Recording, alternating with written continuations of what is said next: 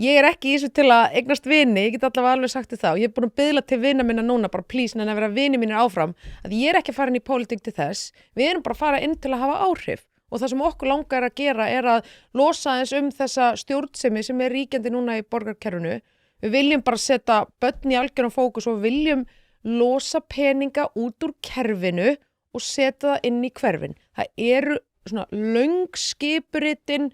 borgin ekki að njóta stærðarhagkvæmni þegar kemur í því hvernig við erum að þjónusta íbúana sem stærst og langstærsta sveitarfélag á landinu þá eigum við að njóta stærðarhagkvæmni og það mjög sérstakt að við gerum það ekki og það svona einn alveg bara svona stór punktur þar sem við myndum gjarnan vilja byrja því að gera að taka bara hressilega til í kerfinu. Það alveg ljóst að það þarf að sameina svið, það þarf að leggja niður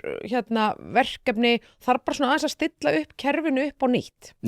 Á hvaða sviðum myndirðu vilja skera niður?